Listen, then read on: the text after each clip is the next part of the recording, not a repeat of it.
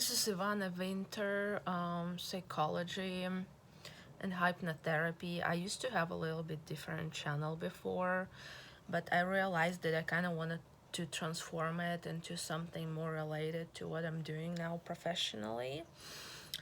Yeah, I'm sorry. Professionally, very professional. Um, and why it happened? Because recently I became very interested in hypnotherapy. I started reading a lot of books and I realized that hypnotherapy and mental health it's going to be a real future and on demand within 10-20 years. First. Second, I know that's something that I want to do in life because I feel people so deeply, and sometimes I feel trauma and pain of other people so deeply. I wish I didn't feel that. My life would be much easier then. But it is what it is, and I guess if you can't destroy it, you might as well enjoy it, right? Like it was in Duran Duran's song. If you can't destroy it, you might as well enjoy it. That's what I do. Um, and I guess I always had this some sort of productive tendency to turn my painful, difficult experience into something that I can use to help other people. I've never been thinking about it, but I just have some sort of productivity in my personality to turn my pain into something I can give to other people and help other people with. At least at some point, it always happens this way, some sort of transformation of energy from pain and suffering into something positive and something that I can share with people and help them to rebuild their attitude and perception of certain things in life. And I'm going to talk on my channel more about hypnotherapy and mental health. Now maybe mostly on a personal level because I'm studying a lot. It's a part of my job, and I really love my job. I have to help people with medical things, and I really enjoy that. I also have a little bit of freedom to help people on personal level, talk to them, give them an advice, and a lot of them really need it. And this is kind of how this job developed me more and more, and I want to be bigger and better professional with every day. And I just feel so happy when I come to work. First time in life I feel like I love this job. I don't know what to do if it's over, something doesn't work at the workplace where I am. I guess I'll be, I mean, there's a lot of similar jobs, but you get used to people, clients. It's just like you're in a certain circle of energy, and I hope it's just gonna last forever. I will always want to work at the same workplace and maybe do some additional hypnotherapy work and mental health counseling, maybe on the side as a part time job because I just enjoy learning about it so much.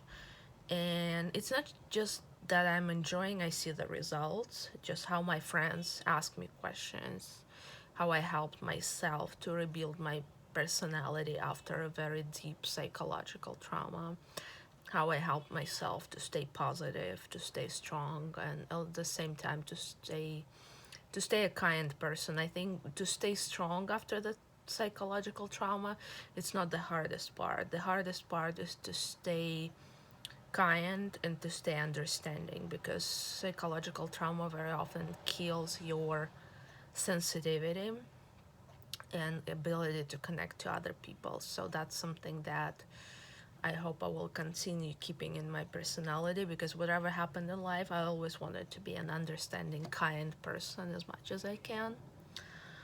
Um, and honestly, I think who else can help a crazy person except for a crazy person? I mean, it sounds kind of like it's too much, but honestly, it's good to have your personal experience in life that it has to be connected to education, it has to be connected to professionalism, but um, personal experience of loss, trauma, dramatic events in life, it's so important, it's so big that I really have a hard time believing in hypnotherapists who had a perfect ideal life. I guess I would never go to this kind of person. Well, maybe it's possible.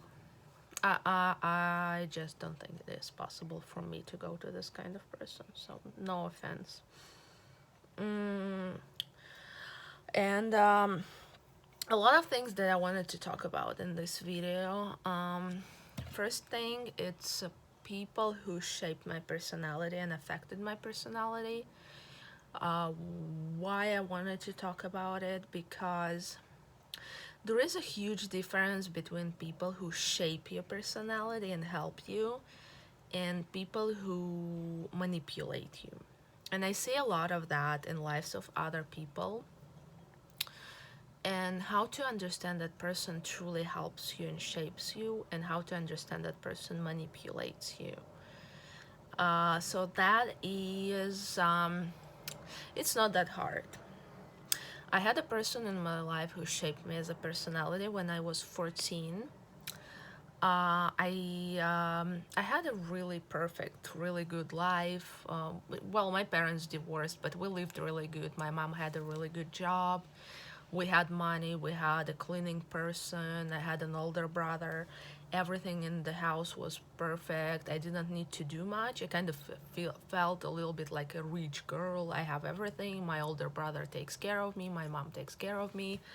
I had everything the best, really good school, a lot of friends, birthdays, parties, whatever you want. So I was a very spoiled girl.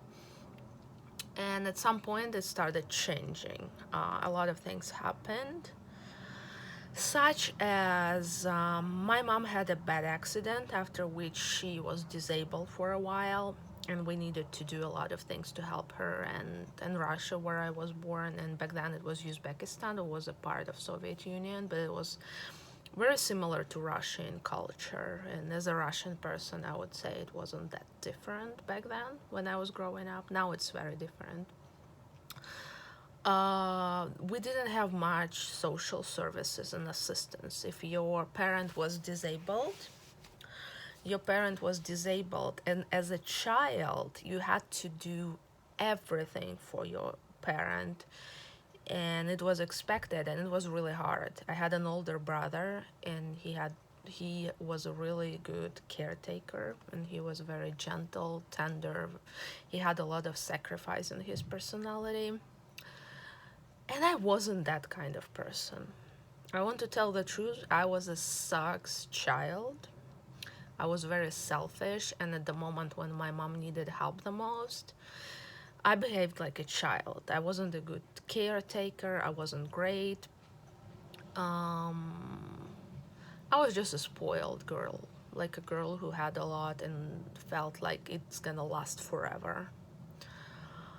After it started getting better, but while my mom was sick, my older brother had, I think, either some sort of loss of self identity or something, because we didn't have that much money anymore. Life changed for worse. Mom became disabled. He needed to leave school and start working. A lot of things changed. I guess he was kind of disappointed. He had much higher expectations from life.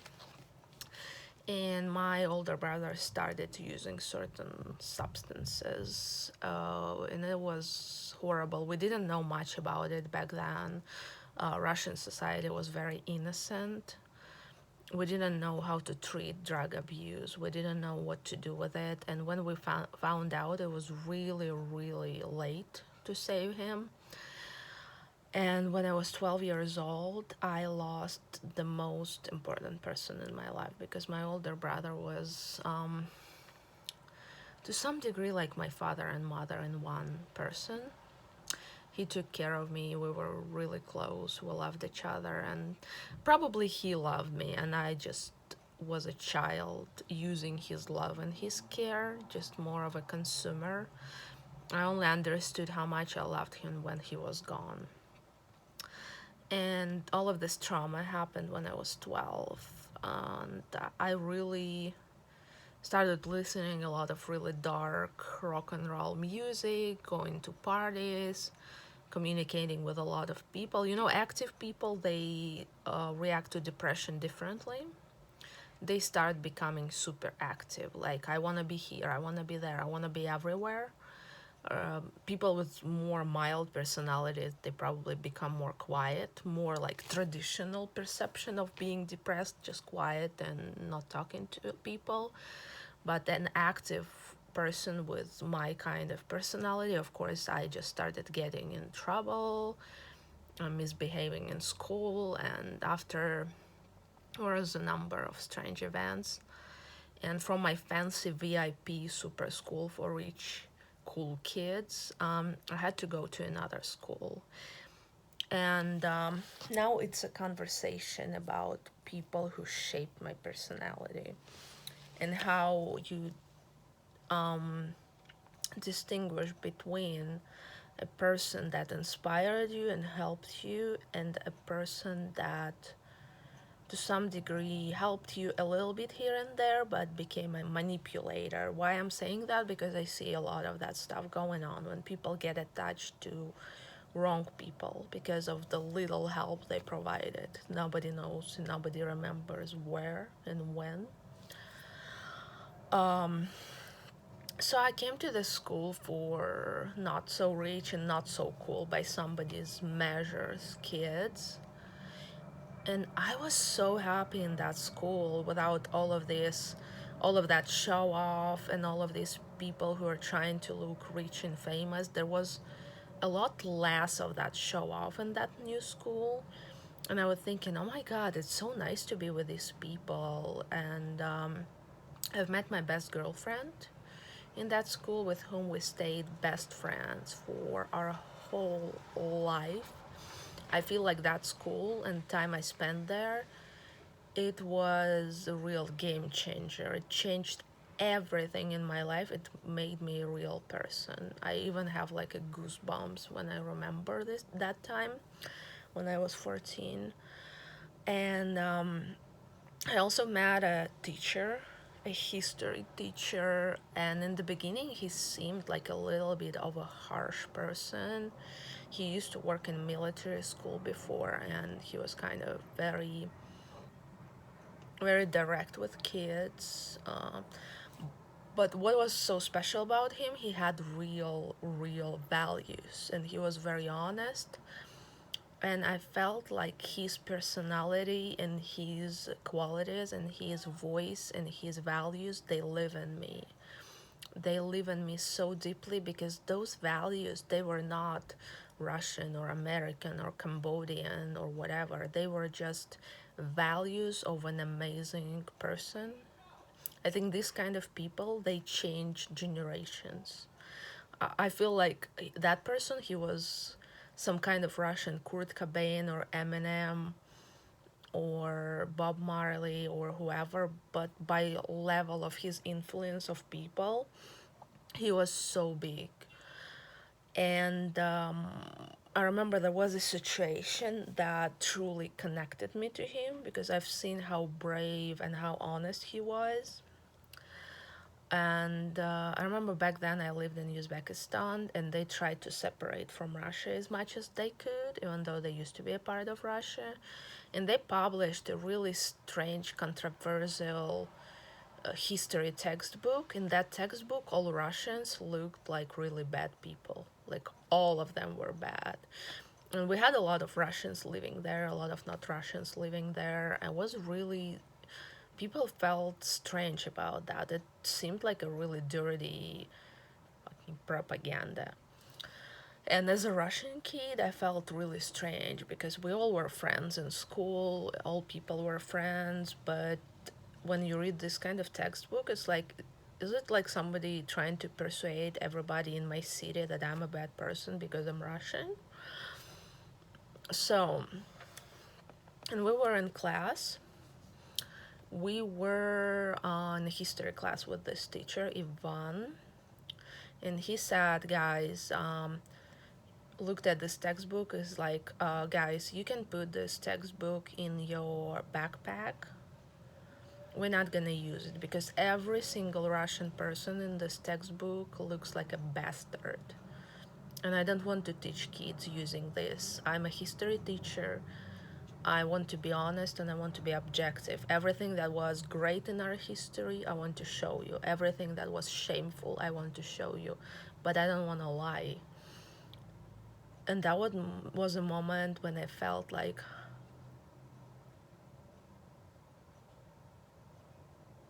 so you understand this kind of feeling, right? I'm like, whoa, this is a real man, real person. And this person, if you have a friend like this, you will never feel like your life is nothing. And we actually became friends with him, and my best girlfriend also became his friend. He wasn't very close with anybody else in my class. They tried to become his friend, but he kind of kept them a little bit at distance. But for some reason, me and my best girlfriend Christina, we had some sort of boy girl kind of personalities, and we're a little bit of people who make really strange jokes, and we kind of connected with him. We were really good friends. And I believe this is a person who truly shaped me because he always inspired us to be honest, to be good friends, to help people, to tell the truth, to help society, to help people, and not to be racist, not to be bad people. And this is the difference between this kind of person that played such a big role in your life and a manipulator. How manipulator will affect you? Manipulator, usually a person that might have certain role in your life. Person can help you, but after that you have to pay to that person great amount of loyalty. You have to turn away from other people. Person sets you against other people. Person tells you not to communicate with other people, tells that people are bad. This person who affects your life in a positive way will always make sure that you're connected to other people. You have friends, you take care of yourself, and you have good values. You are a good friend and you're not isolated. And if you go in the wrong direction, that person will tell you, maybe that's not exactly what you need to do sometimes, but it's not going to be a constant manipulation and trying to keep you isolated from other people. And there'll be no constant jealousy. But manipulator, I already explained. Person gives you a little bit, takes everything. Like everything has to be somewhere far away from you, not to communicate with you, and all of that. So that is, I hope I explained. So if you have this kind of people in your life, think about it twice. Does that help that they provide worth turning away from everybody else? I see this kind of situations a lot because I'm a strong person. I'm always able to understand what's going on in my life. But I see some people who are not always able to distinguish between inspiring person, big person, and a manipulator. That's, I guess, the event that shaped my life, made me person that I am, honest, good person, respectful, kind, sometimes maybe a little harsh. I tell the truth when I don't like something, but I never tell this truth because I hate people. I only say that when this criticism is a must. It's something that would help another person. Because sometimes when you want to help somebody, you have to say cruel things and honest things. But it's not my essence. It's just sometimes I have to do that to help some of my friends or somebody, and I hope it's appreciated. Another thing that's really important is how to rebuild your life and personality after very deep trauma. Of course, this loss of financial power, loss of my older brother, it affected me from a little girl who used to be taken care of, that used to have people cleaning the house, all of that money, stability, and whatever. I stayed with my mom. My parents were divorced. My father is a good person, but back then we didn't have much communication. And speaking of rebuilding your personality, if you feel there is a trauma that you can't leave behind, of course, specialist would be a good way to go, but it's not enough. I think you need to find some sort of power and strength within yourself and try to turn your weakness into your strength. It took me a long time to accept my life experience because I had a lot of great things. I had a lot of beautiful things, but I also had this very painful experience of losing a man, older brother, father, like a male figure that used to take care of me and accept me the way I am, no matter how I looked, how I behaved, no matter if I made mistakes. I guess what really helped me is to find positive sides of this situation. Positive side is that I really know how to communicate with men because I was surrounded by a lot of men, to communicate with men like with friends. But of course, my personality changed. I became very strong. I guess I had certain degree of masculine personality developing in me. I wasn't that girl anymore. I was a girl, but I was a girl that had to become very strong.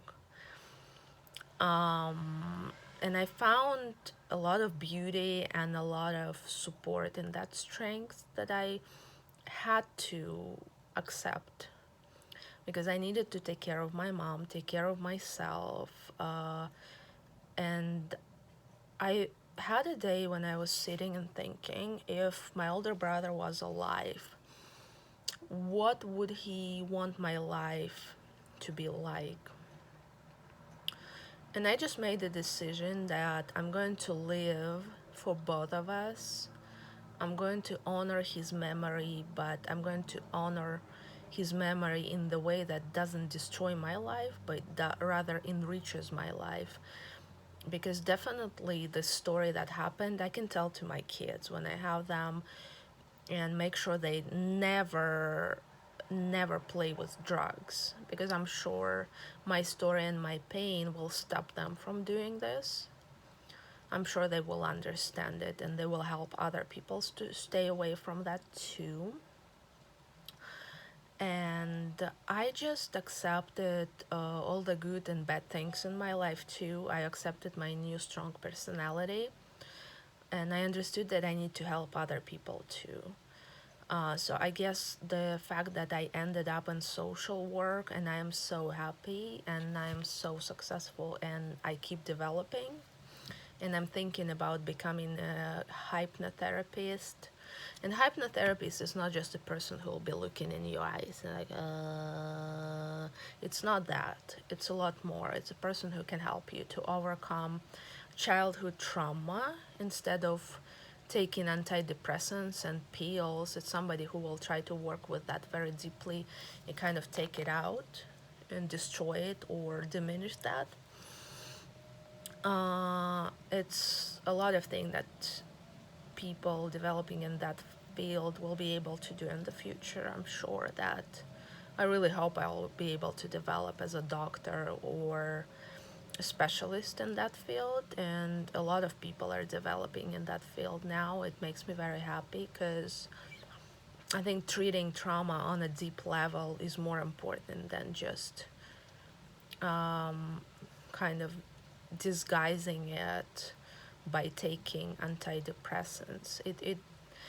It might help in some cases, I understand, but I think that it's more important to work with that trauma really deeply, to see it, to accept it, and diminish or destroy it so that you can rebuild your life. And also, you need to keep these memories because for 12 years of my life, I was the happiest person and I had somebody to take care of me. And it also helped me what kind of man and what kind of husband I would like to have. It also gave me this understanding of qualities that I value. I understood that I value kindness in man, loyalty, family values, ability to take care of a woman or a girlfriend or a mom and everything else. And the strength that my older brother had. These are all the positive things that I took from that story. But of course, there was a lot of pain, a lot of rebuilding personality, becoming a different person because I needed to survive, I needed to live, I needed to go to school, I needed to, after I immigrated to a different country, learning new language, learning new culture. But after all, what's the most important? All of this experience truly made me a person that I am. And I'm really proud of a person that I became. And I think that I can help a lot of people, and people can help me as well. We all help each other. This is what social work is about. It's social worker helping a person, and person is helping a social worker to learn and become better. It works both ways. But when it comes to rebuilding personality, I think it's very important to accept your new personality. Understand you will never be the person you were before, but to try to be happy with who you became and use this experience to help other people, because we all know people who went through certain diseases and created organizations helping people with the same problems. People who quit drugs and they help other people to quit drugs and become normal people and build families. We know people who were on the very bottom and they created churches, religious organizations, spiritual groups. I think this is all very painful to go through these things, but it also incredibly inspiring. And it inspired me so much to be kind and understanding towards other people. That's the kind of strength and depth that you can find in this experience, as I hope my words will help somebody. That's kind of what I wanted to talk about. It's what's going on in my life. And I don't really care about likes or dislikes or how many people watch my videos, but I always have a feeling if at least one person got some inspiration from this, that's all I need. One person a year. And how many years I will live? I want to live 100 years, so maybe I still have time to save 70 people, 50 people, 20 people, doesn't matter. It's important to reach your hand to those who need help. For me, it's very important because sometimes when I needed that hand, it wasn't reached out to me, but it's okay. I don't hold grudges. I want to be the one who, like my friend said, was a phrase that I really liked. It's really great to walk out from fire with buckets of water to save other people. So that's very inspiring idea. I'm sure our experiences are given to us for a reason. I'm sure they're given to us to help others and to help ourselves to become better people. And recently, speaking of pop culture, because I really like reading comics, listening to music, I like Russian show business. I like American culture and European show business. I watch a lot of videos. I guess it's my way to relax, to watch musical videos, to watch motivational speakers, to watch psychologists, hypnotherapists, to watch. I like some Netflix movies, not a lot of them. I remember when I watched Game of Thrones, I was thinking, oh my god, I'm so much like Arya Stark, like a girl who went through so much in childhood, and after she became a warrior, and she was trying to help other people and save other people. Well, it's a good way to relax, to self-identify yourself sometimes with great characters. It's just for fun. I'm sure we all identify with somebody or something, and it's pretty funny and entertaining. But there is a funny thing. Because I'm a very creative person. I used to write poems when I was younger, and I still do sometimes. And I remember in the office where I used to work, one person used to call me Veronica instead of Victoria, and I always felt like there is a reason for that. Like, why this person always calls me Veronica? Who is that Veronica? Is she thinking about somebody, or is just an accident, or she can't remember my name? But I'm like, that's all right. That's kind of funny.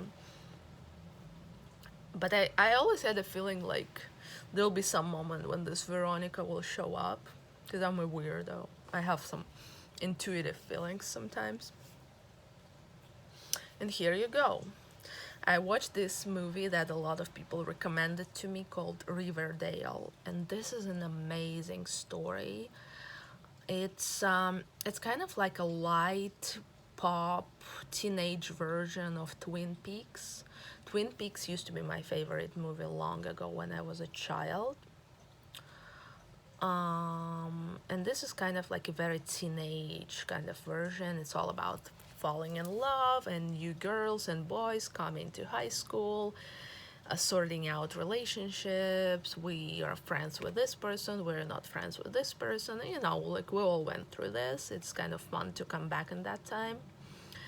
And this year I came back to the city where I was born to meet my best friend after so many years of separation. Separation was for many reasons. We had some misunderstandings, but we connected again. And I started watching this video. Oh, not the video, the TV episodes. That's really funny.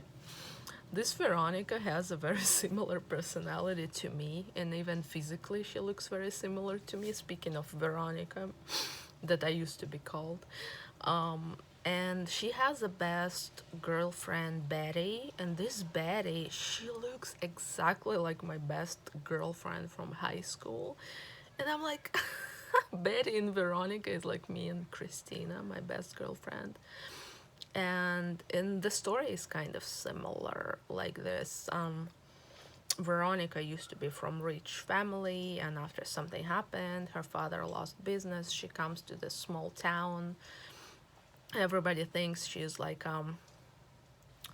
a big city girl with loose morals, and she's very smart and makes jokes that I sometimes make, some sort of strange, very highly intellectual jokes. Smart girl from a big city girl. Uh, and I was laughing so much in this movie. And after she's kind of helping other people to establish good morals, higher values. Sometimes she fights with boys, but also a lot of boys love her. And I'm like, oh my god, this is my high school life. But that's, just a additional funny thing that happened recently. But in any case, it was Victoria James, but I named my channel Ivana Winter because Ivana Winter is like my creative nickname I used to have many years ago, just for fun. And in any case, all the best wishes. I think I covered everything I wanted, and I always want to make short videos, but it never happens. Never happens. So I'm sorry. Alright, you guys have a good day.